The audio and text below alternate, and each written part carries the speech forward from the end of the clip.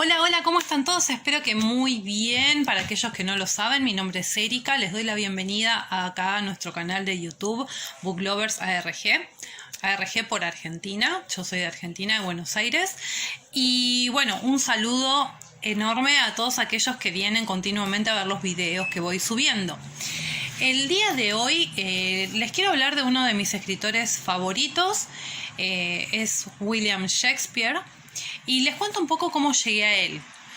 Cuando yo tenía aproximadamente 9 años, vi Romeo y Julieta, la versión vieja, una de creo que es de 1968, y lloré un montón. Me acuerdo que la miraba un poco más pegada en la tele, queriendo interferir en la historia como si pudiesen escucharme, y bueno, desde ahí me quedó el amor a esa obra, ¿no?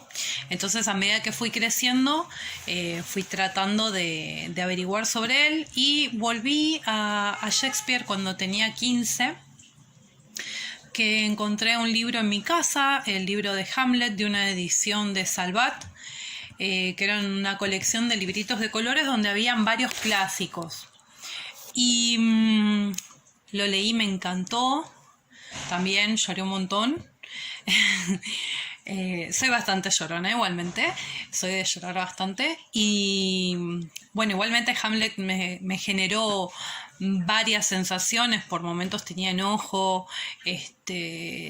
Comprendía la sed de venganza de Hamlet. O sea, bueno, me encantó. Y bueno, obviamente después me fui comprando mis primeros libros. Paso a mostrarles las ediciones. Estas dos ediciones las conservo.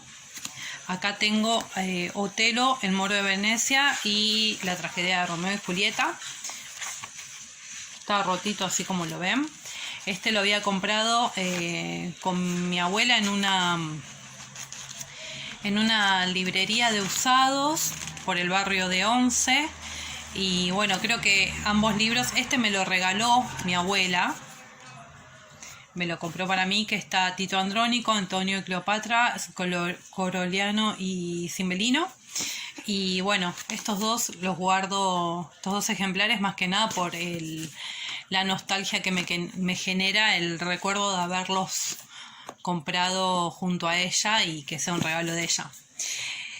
Y después tuve otros ejemplares. Bueno, el que les contaba que leía a los 15 ya no lo tengo, lo había prestado y nunca más me lo devolvieron. Después tuve una edición bilingüe de Hamlet. Después llegó a mí esta versión de Hamlet, que es de las que te dan en la escuela, que tiene bastante análisis. Y después me compré de la editorial, a ver si veo la editorial, Wordsworth, pero sí, Wordsworth Editions, está en inglés, son las obras completas en inglés.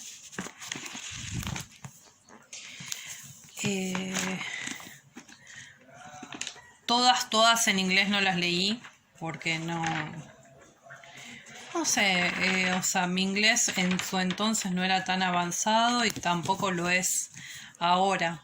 Sí entiendo, pero bueno, no sé si podría... Tendría que volverlo a intentar, la verdad. Después lo fui dejando pasar porque me fui comprando versiones en español, versiones más cómodas de transportar, porque con en el colectivo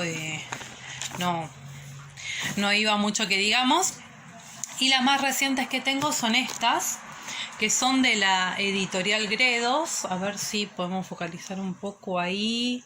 Estas las tragedias, son 4 tomos.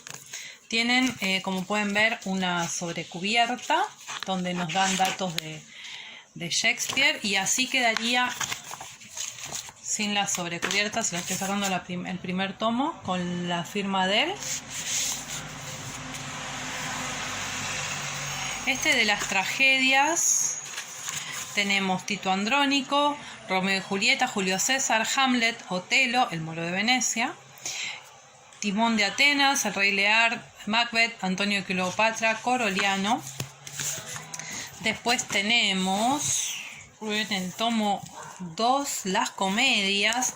Dentro de las comedias nos incluye Los dos caballeros de Verona, La dama de la furia. Está en español de España, no un español tan latino, o sea que acá en Argentina por ahí la conocen más como La fierecilla domada. Bueno, La comedia de los errores, Trabajos de amores perdidos, El sueño de la noche de San Juan, que tenía la versión de Sueño de la noche de verano, pero bueno, no lo tengo más, así que ahora lo tengo con la traducción así en este español. El mercader de Venecia, Las alegres casadas de Windsor, que lo mismo es Las comadres de Windsor. Acá mucho ruido por nada, lo conocemos más como Mucho ruido, pocas nueces, como gustéis, y la 12ª noche o la 12ª noche, o lo que queráis, Shakespeare as you like. Después tenemos dramas históricos, tomo número 3. En el tomo número 3 tenemos Enrique VI, parte 1, 2 y 3, Ricardo III, Ricardo II, Enrique IV, parte 1 y parte 2, el rey Juan, Enrique V y Enrique VIII. Y en el tomo 4 tenemos tragicomedias y poesía. Entonces acá encontramos en tragicomedias y poesías Troilo y Créssida, Medida por medida, Bien está lo que bien acaba, Pericles, el príncipe de Tiro, El cuento de invierno, Cimbelino, La tempestad, El peregrino apasionado, Venus y Adonis, La violación de Lucrecia, El fénix y la tórtola, Sonetos de amor, Lamentos de un amante y Treno. Bien, entonces, ya les mostré mis libros de Shakespeare y les cuento un poquito acerca de él. Se desconoce la fecha exacta de su nacimiento. Hay un registro de bautismo en Stratford upon Avon, en el Reino Unido, que registra el bautismo de Shakespeare un 26 de abril de 1564 y habría muerto un 23 de abril de 1616. Él se casa, él era hijo de un padre comerciante, alcanzó sus primeros estudios primarios, se cree que mismo ahí en la ciudad de Stratford, y se casa muy joven con Anne Hathaway, con la cual tiene 3 hijos. Pero luego se marcha a Londres, donde ahí va a desarrollar la mayor cantidad de su obra. Estando en Londres es que él entra en lo que viene a ser el teatro isabelino, ¿sí? Entonces de ahí es su mayor éxito. El teatro en esa época se representaba para todo el pueblo. No era un teatro elitista como muchos suelen catalogar las obras de Shakespeare, como que es algo muy erudito y elitista. Estaba destinado a todo el pueblo. Entonces creo que muchos no se acercan a su literatura creyendo que no la van a comprender, y todo lo contrario. Quizás el vocabulario es muy lejano a nuestro tipo de vocabulario, pero estaba destinado para la gente común. A la reina Isabel le gustaban sus obras y por eso también tuvo quizás funciones privadas, pero no quiere decir que fuese escrito exclusivamente para ella y el mundo de la nobleza. Bien, bueno, entonces, como les contaba, se va a Londres y empieza a desarrollar sus obras de mayor éxito. Pero, ¿qué es lo que podemos decir? ¿Por qué Shakespeare, casi 500 años después, sigue generando tanta pasión, ¿no? Entonces, si nos preguntamos por qué sigue estando vigente o por qué les recomiendo que lo lean, qué es lo que pueden encontrar en sus obras. más allá de la variedad de que tiene tragedia, comedia, tragedias históricas, él tiene una particularidad que es que retrata las pasiones humanas. O sea, en todas sus obras van a encontrar algo con lo cual nos podemos identificar más allá de la distancia temporal. Entonces podemos encontrar a mi gata cruzándose, por ejemplo. Podemos encontrar desde el amor pasional, que casi todos deben conocer, de Romeo y Julieta, a los celos que vamos a encontrar en Otelo. La malicia inentendible, como Ricardo III, el odio, la ambición. Entonces, esto hace que sus obras sean inmortales, porque es la pasión humana, ¿no? Todos los sentimientos, es algo que no se modifica, o sea, cambia el escenario, pero el odio sigue estando, los celos, la manipulación, son cosas que vivimos cotidianamente y que atraviesan nuestras vidas. Entonces, eso es lo que hace interesante la obra de Shakespeare. Y por otro lado, aquellos que no les gustan leer tienen las versiones de las películas. Hay versiones teatrales súper lindas, pero por otro lado también son libros que son de lectura dentro de todo rápida, porque si pensamos que una película dura más o menos, una obra de teatro dura aproximadamente 2 horas, 2 horas y media como mucho, la lectura debería ser en el mismo tiempo. Tal vez nos lleva un poquito más, dependiendo los tiempos de lectura que tengamos cada uno, o sea, el momento de lectura disponible que tengamos, pero son lecturas también rápidas de hacer. Y bueno, les anticipo, o al menos a mí me pasó, que sí te despierta diferentes sensaciones las obras, ¿no? Y calculo que a través de los años, en las relecturas también vemos otro tipo de cosas, hacemos otro tipo de análisis. Bueno, entonces, como les contaba, lo que van a encontrar son las pasiones humanas, ¿no? Entonces, él sabe cómo retratar los miedos, las debilidades, las ambiciones, los delirios, las inseguridades, la oscuridad del alma. Entonces, en sus obras encontramos todo esto.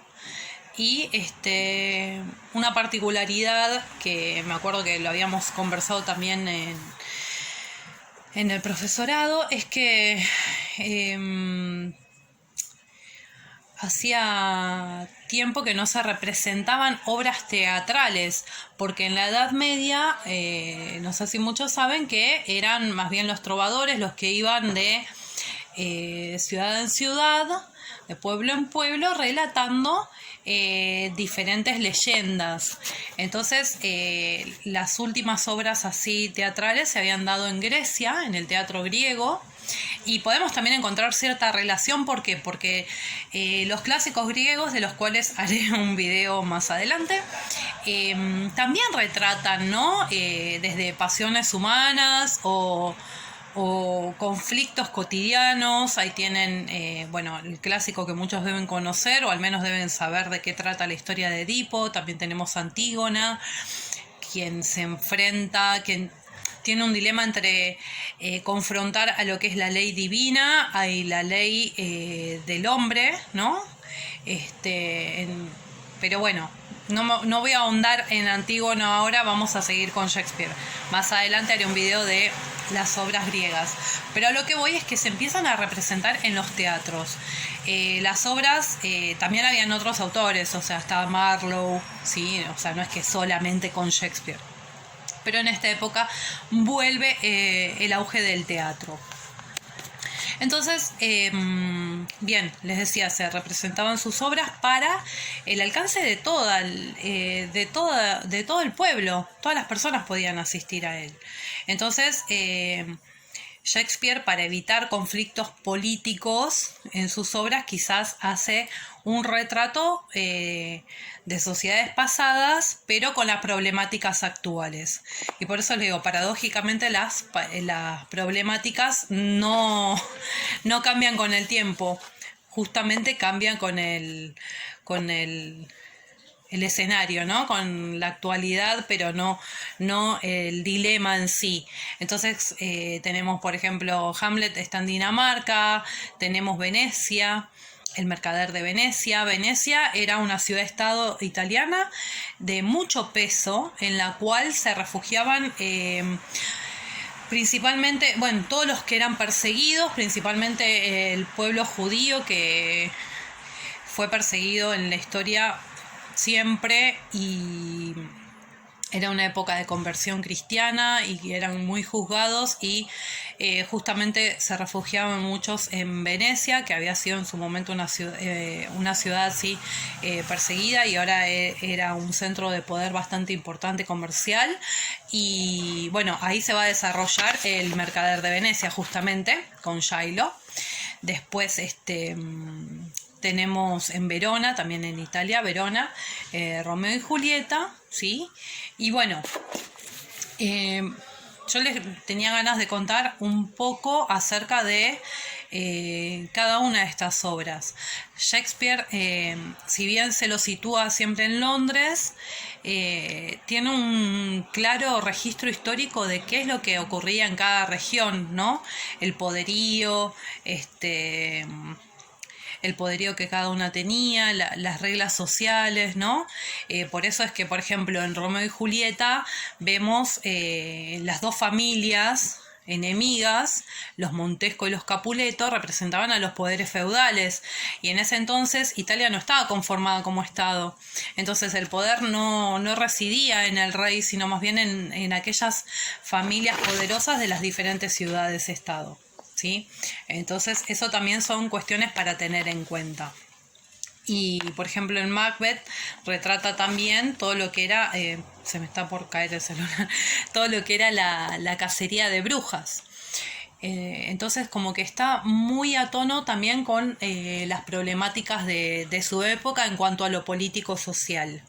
Y económico también, porque un poco de lo económico se retrata en El mercader de Venecia. Entonces, en sus obras tenemos también estos protagonistas que son muchas veces malos, los villanos, pero villanos yo creo que con palabras mayúsculas, porque las maldades que son capaces de llevar a cabo son terribles, pero también es real, porque existe gente así. Entonces creo que bueno, eso también es algo que al menos a mí personalmente siempre me atrapó, ¿no? Esa capacidad de reflejar la realidad tal cual es, y si bien por ahí nos podemos ambientar en un mundo de fantasía, como es en El sueño de una noche de verano, las cuestiones que tienen que ser mostradas como son, lo son mostradas. Entonces eso también para mí es algo que hace interesante, y por lo cual les recomiendo leer a Shakespeare. Entonces, vamos con una de las obras. Por ejemplo, Ricardo III. Ricardo III es el protagonista, y se va a hacer amigo de Buckingham. O sea, Buckingham va a ser quien, junto a Ricardo III, que aspira al trono, van a ser incontables maldades. La diferencia entre estos dos malos es que Buckingham va a llegar a su punto límite de maldad, va a decir, bueno, yo hasta acá llegué, no puedo seguir haciendo cosas tan terribles, y Ricardo III no tiene límite. Entonces, si buscamos una característica, decir, a ver, más o menos de qué trata, y podemos destacar lo que es la ambición y la maldad. Y a todo esto se acompañan otras características que reúne Ricardo III. Ricardo III es deforme, es jorobado y tiene un brazo como corto, así lo describe Shakespeare. Y era un hombre incapaz de sentir amor, él en todo momento siente odio y rechazo, le molesta que haya tiempos de paz. Había terminado la guerra de las dos rosas, donde los York vencen a los Lancaster. Entonces Ricardo III se sentía incómodo con la paz, porque decía que en periodos de paz los caballeros se dedican a la holgazanería, o sea, y al cortejo de las damas. ¿Por qué? Porque dejan sus armas y se dedican a hacer cosas de la vida cotidiana, a disfrutar de los placeres, y eso para él está mal visto. Entonces, esto yo también lo relacionaba con cómo en muchas otras obras pueden encontrar esto de que siempre se dice, ay, cuando hay tiempos de paz, ojo, porque el soldado se relaja y empiezan a surgir otros males. Eso también lo van a encontrar en otras obras, no solo de Shakespeare, sino se puede ver ese tema de el peligro que a veces implica el tener a la tropa dispersa y descansando para algunas personalidades, ¿no? Y bueno, lo que a él le molestaba era esto de, ay, se van a dedicar a cortejar mujeres y yo a quién voy a cortejar si soy deforme, feo, horrible. Pero bueno, si él tiene malformaciones físicas y encima a eso le sumamos una maldad le queda poco. O sea, envidia, todo lo negativo que se les puede ocurrir habitaba el alma de Ricardo III. Entonces, un alma tan oscura que ¿qué capacidad puede tener alguien de amar a alguien así, ¿no? O sea, porque si en todo momento le va a estar molestando la paz, la belleza, él todo intenta destruir.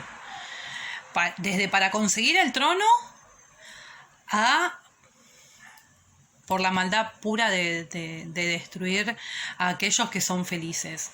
Entonces, como él no es lindo, como él no es agraciado, lindo para él, ¿no? O sea, él se considera un ser horrible.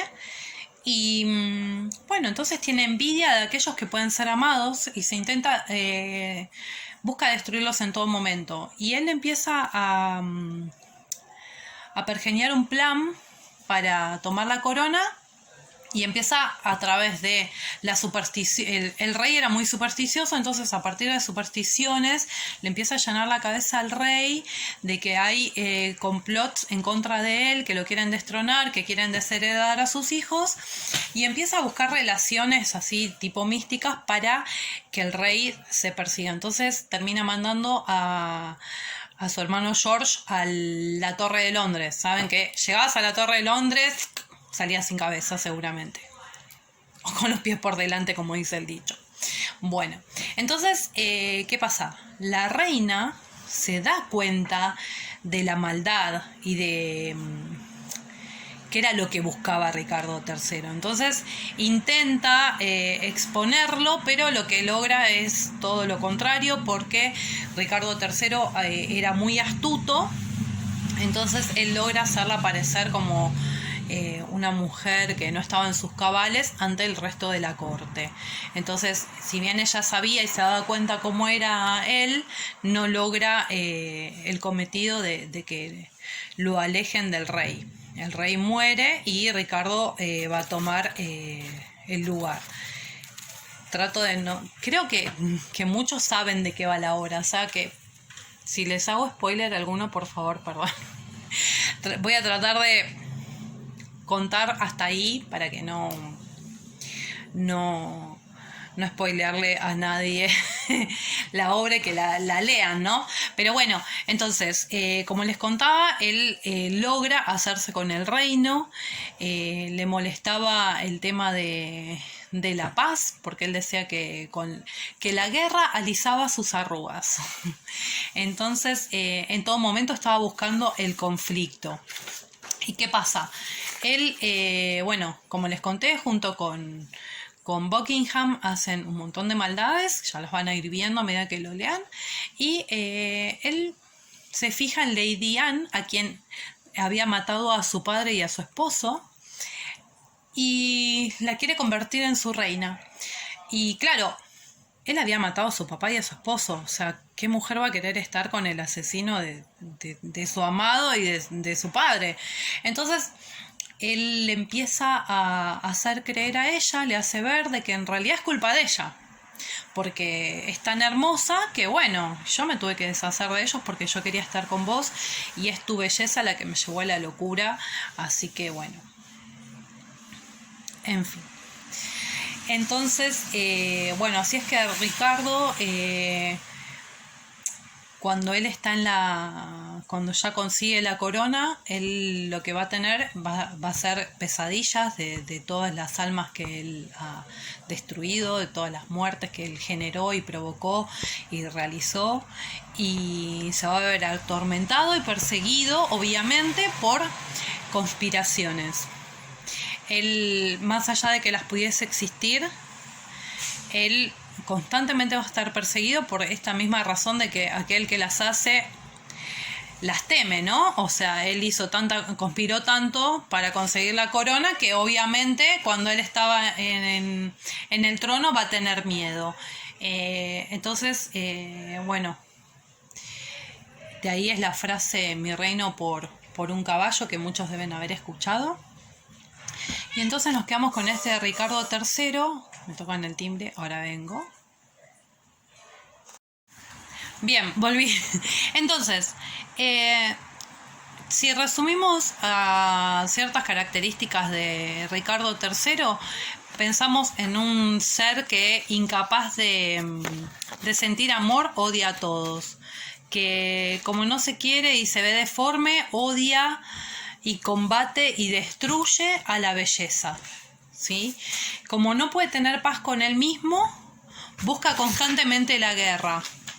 Es una persona que en todo momento ambiciona poder y hace lo que sea y mata a quien sea para conseguir su objetivo. Y obviamente luego es perseguido y desconfía de todos porque él fue tan malo que cree que el resto de las personas es como él. Entonces, bueno, este es un poco el panorama de este tipo de villano que es Ricardo III.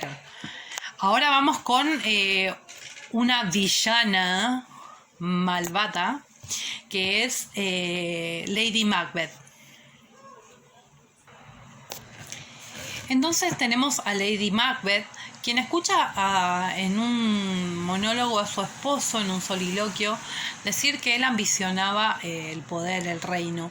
Entonces ella quiere ayudar a su esposo, quiere lograr que él logre su cometido.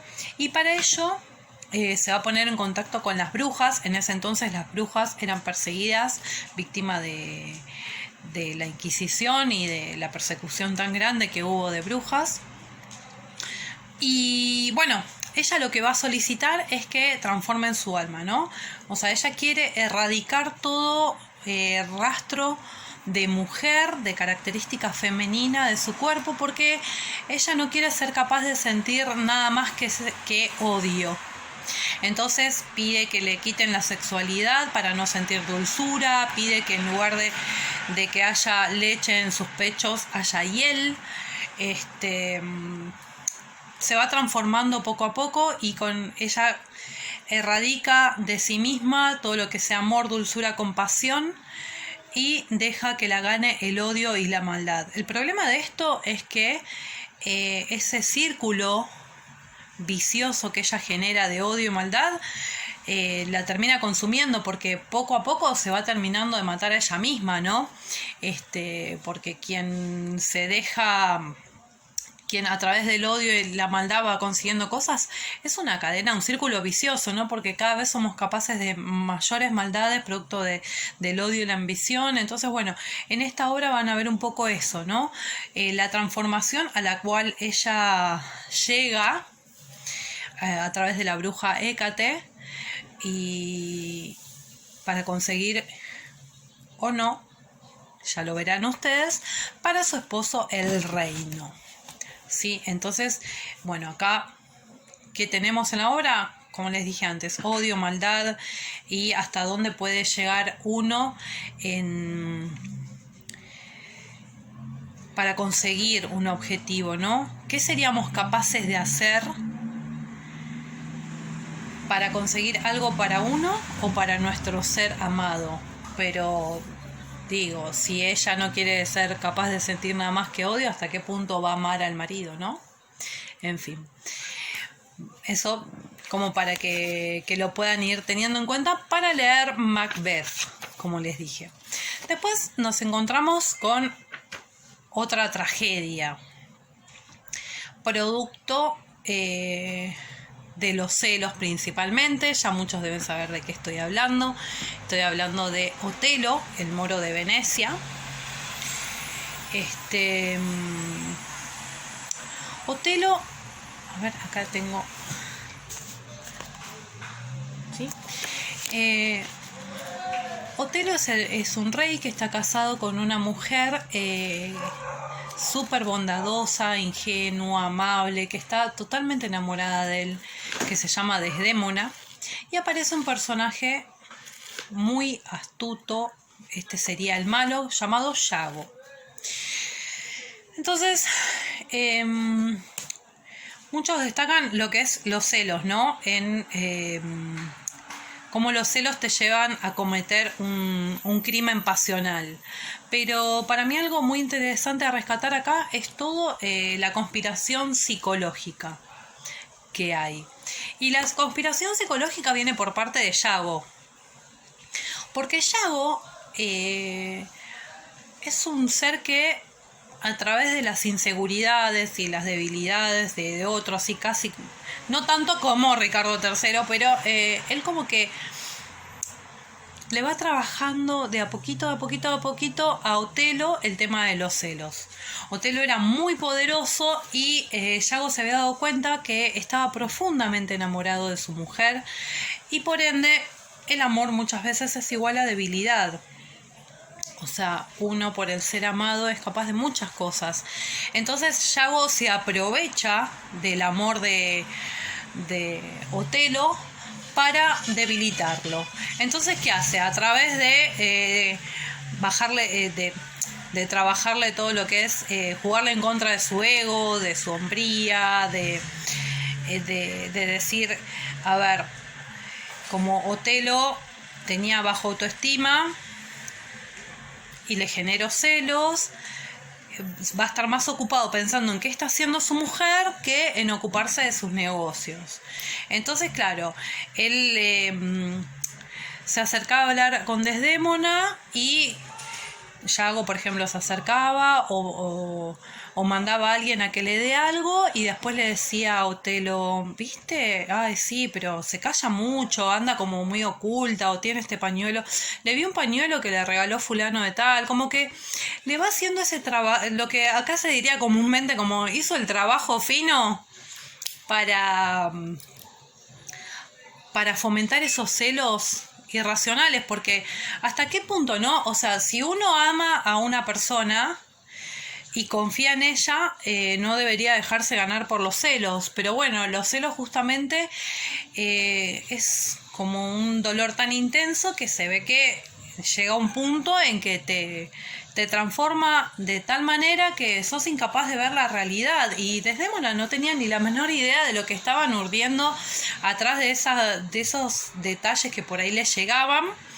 Y bueno, va a ser víctima de la furia que va a descargar Otelo en ella a través de estos celos tremendos que había generado Yago, ¿no? Entonces, poco a poco le va llenando la cabeza, Otelo va perdiendo el poder porque está en todo momento ocupado pensando en su mujer. Y entonces, por eso digo, es una conspiración psicológica, porque ¿qué hace Yago? Lo va atacando desde adentro, ¿no? O sea, como él la amaba tanto y ella era su debilidad, él a través de su ardid, de decirle cosas que no son, logra debilitarlo y vencerlo, ¿no? Bueno, hasta ahí les cuento más o menos para que se adentren en esta obra.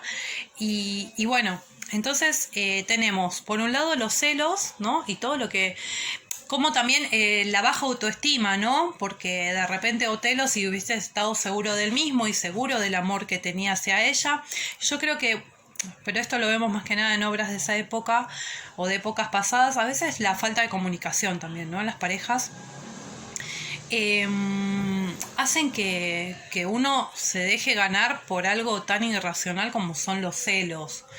Entonces, bueno, y qué es lo que te lleva a perder los celos, ¿no? Todo, o no, ya lo sabrán. Pero bueno, entonces, más allá de los celos, tenemos a esta persona manipuladora. Y creo que también es como una alerta de cuando nos rodeamos con personas que de repente vemos que tienen ciertas actitudes, es ojo, no necesariamente el que lleva y trae es para desconfiar. Esa es mi opinión, no sé. Entonces, bueno, vemos este manejo psicológico que hace también, ¿no? Y cómo puede destruir a otra persona a veces un manejo psicológico.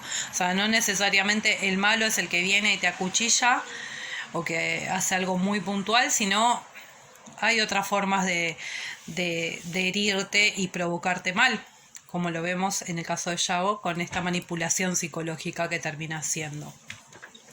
Y bueno, pasamos a otro ejemplo. Tenemos el mercader de Venecia.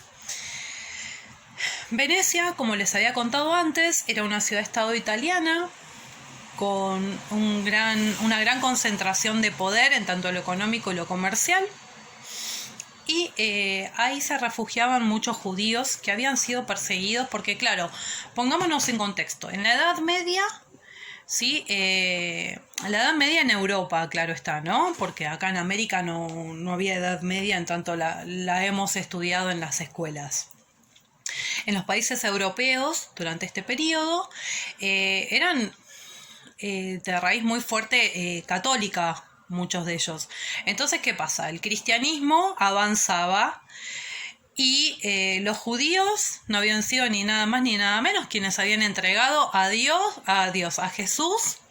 Entonces eran perseguidos también por ello, pero no entraban dentro del cuadro de la pirámide, vamos a ser exactos, de la pirámide social de la Edad Media. Entonces no eran ni siervos ni esclavos, no eran campesinos ni de la nobleza y mucho menos reyes. Entonces se lo destinaba a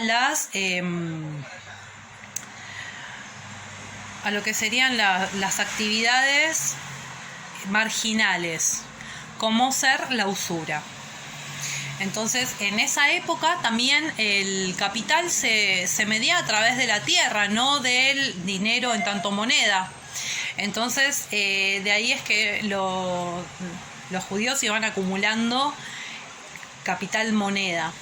Cuando después, durante el capitalismo, se revierta la situación y ya sea la moneda lo que tenga más peso, ahí la situación de ellos va a tener un revés favorable para los judíos, porque van a ser quienes van a ser los mercaderes y los prestamistas, los banqueros, van a ser ellos porque son los que tienen la moneda. Bueno, en fin.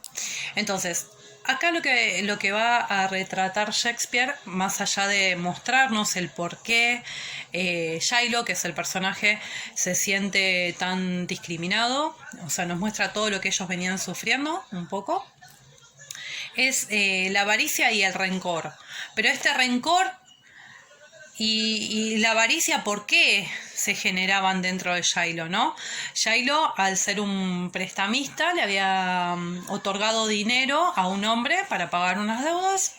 Cuando no se lo devuelven, le reclama 1 kilo de carne cercana al corazón. O sea, decimos, ¿cómo te doy 1 kilo de carne cercano al corazón? Bueno, entonces, no les voy a contar qué pasa, pero en resumidas cuentas les cuento que, claro, Shylock lo que dice es que nos persiguen, nos discriminan, pero cuando nos necesitan o necesitan dinero vienen a nosotros. Y eso era algo que le dolía profundamente a él. Y por eso es como que estaba ensañado en el tipo de pago que pedía como reclamo ante la deuda, ¿sí?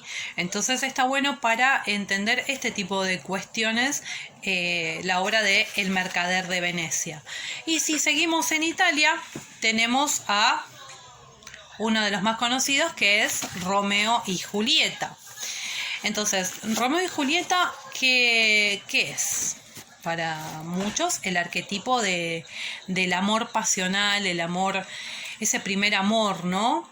Romeo y Julieta se dan en Verona, como ya les dije, y son dos poderes feudales que eran los más importantes de la ciudad de Verona, que son los Montesco y los Capuleto.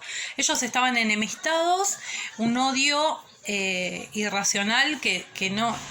Eran odios heredados muchas veces que ni siquiera sabían por qué habían empezado, pero ellos lo continuaban.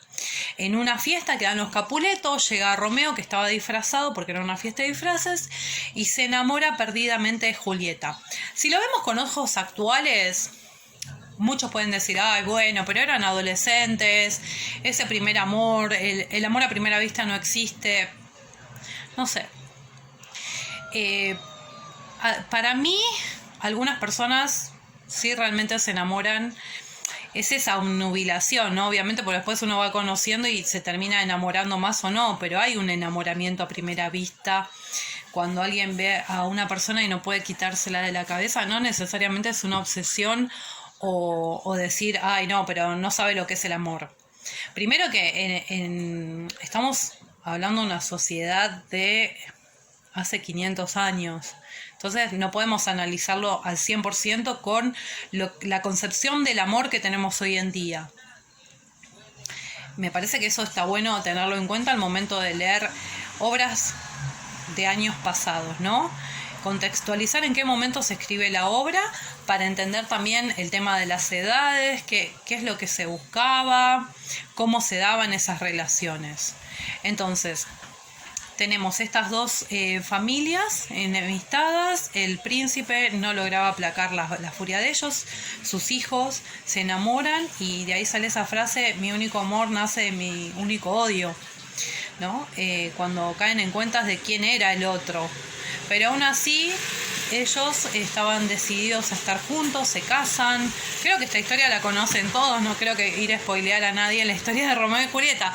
Pero bueno, dada una pelea que hay, Teobaldo, que era el primo de Julieta, lo desafía a duelo a Romeo. Romeo no lo quiere herir porque ahora era parte de su familia, dado que él ya se había casado con Julieta. Se mete Mercucio, que era el mejor amigo de Romeo. Muere Mercucio, y Romeo termina matando a Teobaldo.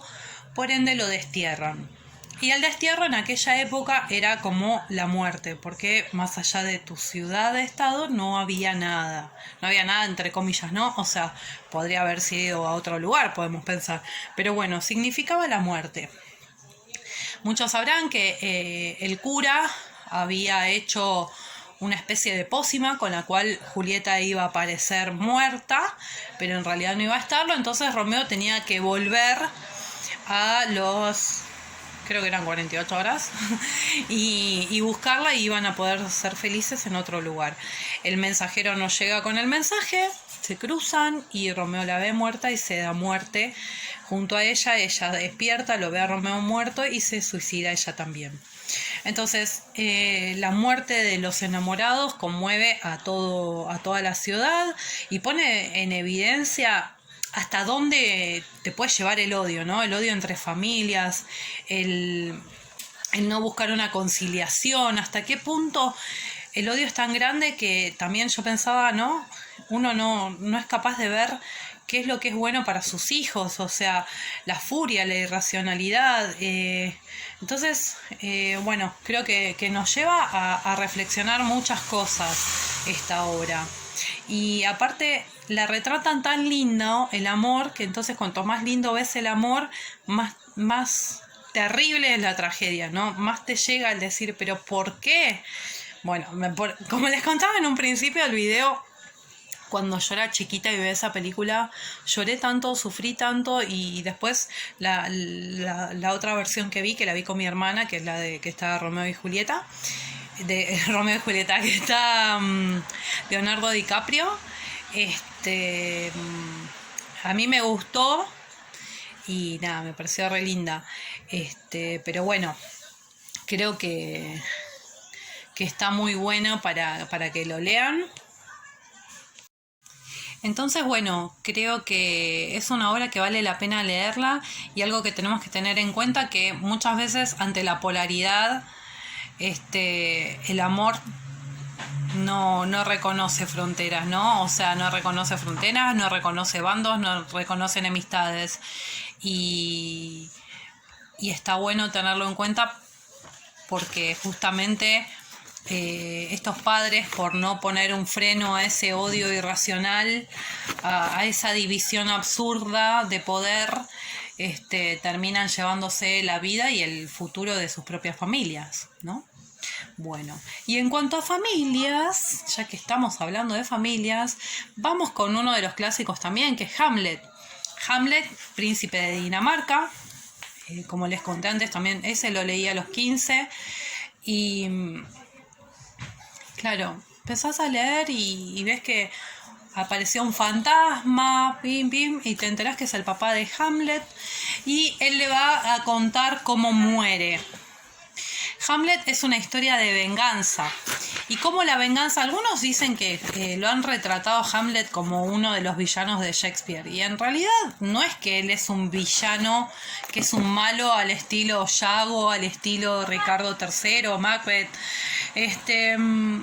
Quizás a través de sus sentimientos transforma el dolor ante la muerte de su padre en venganza, y esa venganza lo termina arrastrando a él y a todos sus enemigos y hasta a sus propios amigos. Entonces, decir que es malo, yo no lo veo como alguien malo. Sí, es alguien que no supo poner un freno a su instinto de venganza. Entonces, la verdad que a mí en su momento me llegó mucho. No sé, es una de mis obras favoritas. No vi las versiones de película, siempre leí el libro. Ahora hace mucho que no lo releo, tendría que releerlo otra vez. ¿Y qué les puedo decir? Sin decir mucho, uno de los grandes dilemas que él tiene es perdonar y continuar con la vida, o vengarse, ¿no? Y deshacerse de aquellos de quienes mataron a su padre y caer en el círculo de la venganza y llevarse a muchos en esta sed de venganza, ¿no? Que es la que el camino que él va a terminar tomando. Entonces, Hamlet empieza a comportarse de una manera determinada para ver las reacciones de estas personas, que no quiero decir quiénes son, para aquellos que no la han leído o no la han visto, para ver si pone en evidencia a los asesinos de su padre. Entonces, en este monólogo muy conocido por todos y frase por muchos repetida, que es el ser o no ser, es un poco un diálogo interno con el vengarse o no vengarse, qué hacer con lo que uno sabe, con su propio destino. Entonces, qué es lo que él puede llegar a hacer, ¿no? Él tiene que decidirse si va a continuar con la venganza o no. Entonces, por eso es este gran dilema que él tiene. Entonces, bueno, él tiene una chica amiga que está muy enamorada de él, Ofelia, y qué es lo que va a pasar con Ofelia, con sus amigos, con toda la dinastía a la que él pertenecía, ¿sí? Hay una frase también que se dice cuando algo está podrido en Dinamarca, y es por todo lo que él sabía que había pasado. Entonces, podemos ver de que la maldad en Hamlet en sí es el resultado de sus sentimientos, pero no, la venganza no es el motor de sus sentimientos, sino que como que surge a través de ello, ¿no? Es el resultado del dolor, de la traición que él descubre, lo que lo lleva a tomar este camino. Y bueno, como les dije antes, en esta venganza van a morir muchos, tanto los que odia como los que él ama. Y creo que nos da para plantearnos cuál es el límite de la venganza, ¿no? Hasta dónde, ¿Cuándo nos sentimos satisfechos? ¿Es bueno vengarnos? Por más mal que nos haya hecho el otro, ¿no? ¿Nos sentiremos realmente satisfechos? Es algo para pensar profundamente. Y porque la venganza como motor de tu vida llega a un punto que te lleva a la destrucción propia, ¿no? Porque si vos por vengarte vas destruyendo todo a tu paso y vos no sos una persona mala por naturaleza, también te destruye a vos mismo. Entonces, bueno, creo que un poco esto es lo que podemos encontrar en Hamlet y por eso es que también se las recomiendo para que lo lean todas las obras de Shakespeare. Hay comedias, justo hoy les relaté más que nada las tragedias y una de mis comedias favoritas es la de Sueño una noche de verano, que bueno, mezcla un poco la fantasía porque nos retrata a todo el mundo de hadas y duendes, que es un mundo que a mí me encanta. Mezclado con el mundo de los humanos y todas las travesuras que hace un personaje que se llama Puck, y bueno, cómo mezclan los amores, súper entretenida. Y recuerdo haberlo leído en diferentes versiones el libro y haberlo visto con mi hermana en una adaptación que hizo un grupo de circo de Palermo, el Polo Circo, que estuvo genial, la verdad que me encantó, porque creo que para lo que es el circo la obra venía súper bien, porque el tema de los trapecios y las chicas colgando con la cinta no, ¿cómo es? Sí, las que hacen gimnasia con cinta, con tela. Es como que le aportaba toda esa magia al mundo de hadas que, bueno, que yo amé. Es una comedia muy entretenida, donde retrata el amor y el amor, la aventura y la fantasía. Así que bueno, espero que les haya gustado. Ya me están viniendo, ay voy mi amor, me están viniendo a reclamar para que vaya a jugar, así que creo que en lo que es Shakespeare hemos tenido para entretenernos con el video y posiblemente les haga alguna lectura de Shakespeare en los días que siguen para subir acá al canal. Recuerden suscribirse al canal, darle like al video, activar la campanita para próximas notificaciones y me gustaría leer en sus comentarios si ya... que me pongan si ustedes han leído alguna de las obras de Shakespeare, si es así, cuál les gustó y por qué. Lo que les conté acerca de las obras es mi perspectiva, es lo que yo deduje de ellas, así que espero no ofender a nadie ni condicionar a nadie en la lectura, por eso tampoco trato de hacer mucho hincapié, léanlo porque sí o sí o sí o sí. Me parece que es súper interesante porque podemos sacar un montón de cosas, pero eso está en cada uno y no necesariamente el que me guste a mí quiere decir que a ustedes les vaya a gustar, pero bueno, creo que merece una oportunidad como todos los clásicos, que por suerte ahora muchas editoriales los están recuperando y reeditando. Así que les mando un beso enorme. Nos vemos en próximos videos. Bye.